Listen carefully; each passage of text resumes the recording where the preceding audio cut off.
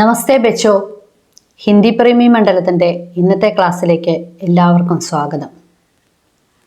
കഴിഞ്ഞ ക്ലാസ്സിൽ നമ്മൾ കാലത്തെക്കുറിച്ചാണ് പറഞ്ഞുകൊണ്ടിരുന്നത്. അതിൽ വർത്തമാനകാലത്തെ നാം പരിചയപ്പെട്ടു. ഇന്ന് നമുക്ക് ഭൂതകാലത്തെ പരിചയപ്പെടാം. ഭൂതകാലം എന്ന് പറഞ്ഞാൽ എന്താണെന്ന് എല്ലാവർക്കും അറിയാം. അതെ, കഴിഞ്ഞുപോയ കാലത്തെ സൂചിപ്പിക്കുന്നതിനാണ് നാം ഭൂതകാലം ഉപയോഗിക്കുന്നത്. ഭൂതകാലം 6 വിധമാണ്. സാമാന്യ ഭൂതകാലം, ആസന്ന ഭൂതകാലം, സന്ദിഗ്ധ ഭൂതകാലം, പൂർണ്ണ ഭൂതകാലം, അപൂർണ ഭൂതകാലം, ഹേതുമത് ഭൂതകാലം. അതിലാദ്യത്തേത് സാമാന്യ ഭൂതകാലം. ക്രിയ സാധാരണ രീതിയിൽ നടന്നു കഴിഞ്ഞു എന്ന് സൂചിപ്പിക്കുന്നതിനാണ് ഈ കാലം ഉപയോഗിക്കുന്നത്. ഈ കാലം കിട്ടാൻ വാക്യത്തിലെ ക്രിയാധാതുവിനോടുകൂടി പുല്ലിംഗം ഏകവചനം വരുമ്പോൾ ആ എന്ന് ചേർക്കണം.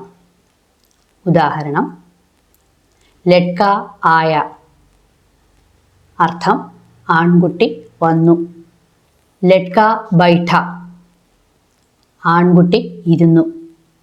പുല്ലിംഗം ബഹുവചനം കർത്താവായി വരുമ്പോൾ ക്രിയാധാതുവിനോടുകൂടി എ എന്ന് ചേർക്കണം.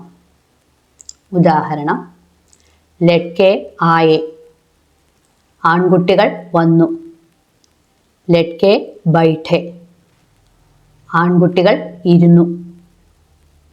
സ്ത്രീലിംഗം ഏകവചനം കർത്താവായി വരുമ്പോൾ ക്രിയാധാതുവിനോടുകൂടി ഈ എന്ന് ചേർക്കണം. ഉദാഹരണം, ലഡ്കി ആയി, പെൺകുട്ടി വന്നു. ലഡ്കി ബൈഠി, പെൺകുട്ടി ഇരുന്നു.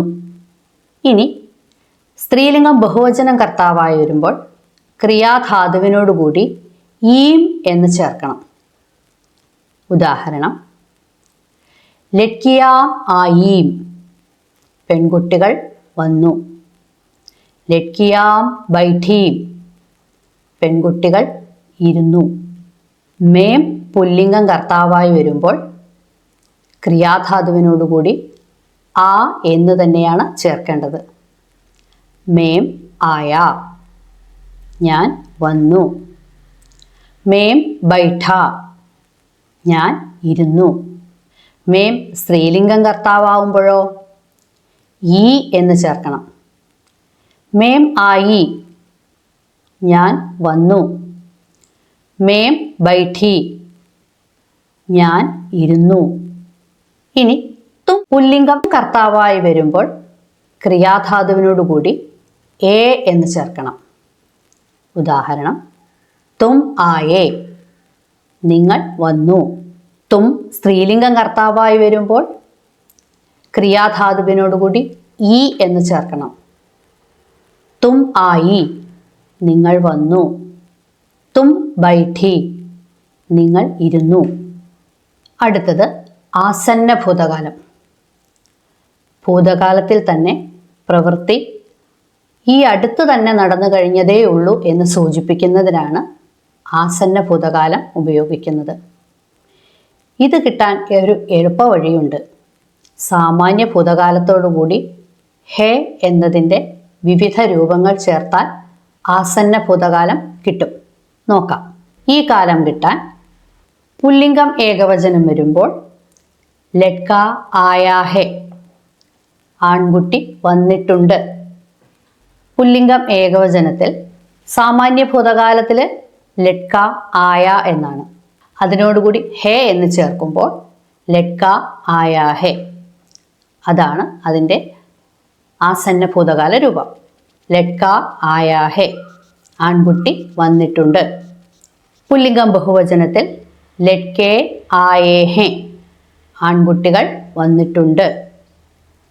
സ്ത്രീലിംഗം ഏകവചനമാകുമ്പോൾ ലഡ്കി ആയി ഹെ, പെൺകുട്ടി വന്നിട്ടുണ്ട്.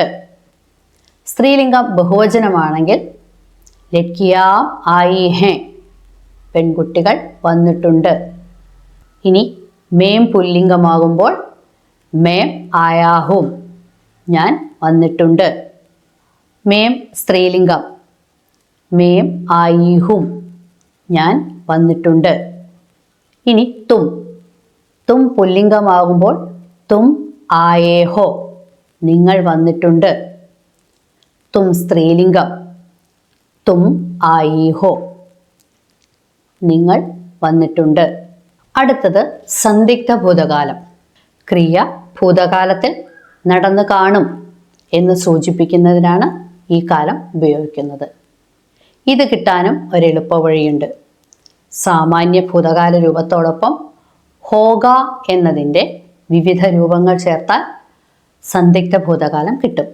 പുല്ലിംഗം ഏകവചനം കർത്താവായി വരുമ്പോൾ സാമാന്യ ഭൂതകാല രൂപത്തോടൊപ്പം ഹോഗ എന്ന് ചേർക്കണം. ഉദാഹരണം: ലഡ്ക ആയ ഹോഗ, ആൺകുട്ടി വന്നിട്ടുണ്ടാകും. പുല്ലിംഗം ബഹുവചനമാകുമ്പോൾ ലഡ്കെ ആയേ ഹോങ്കെ, ആൺകുട്ടികൾ വന്നിട്ടുണ്ടാകും. സ്ത്രീലിംഗം ഏകവചനമാകുമ്പോൾ ലഡ്കി ആയി ഹോഗി, പെൺകുട്ടി വന്നിട്ടുണ്ടാകും. സ്ത്രീലിംഗം ബഹുവചനമാകുമ്പോൾ ലഡ്കിയാം ആയി ഹോങ്കി, പെൺകുട്ടികൾ വന്നിട്ടുണ്ടാകും. മേം പുല്ലിംഗം കർത്താവായി വരുമ്പോൾ മേം ആയാ ഹൂങ്ക, ഞാൻ വന്നിട്ടുണ്ടാകും. മേം സ്ത്രീലിംഗമാകുമ്പോൾ മേം ആയി ഹൂങ്കി, ഞാൻ വന്നിട്ടുണ്ടാകും. തും പുല്ലിംഗം കർത്താവായി വരുമ്പോൾ തും ആയേ ഹോഗെ, നിങ്ങൾ വന്നിട്ടുണ്ടാകും. തും സ്ത്രീലിംഗം കർത്താവായി വരുമ്പോൾ തും ആയി ഹോഗി, നിങ്ങൾ വന്നിട്ടുണ്ടാകും.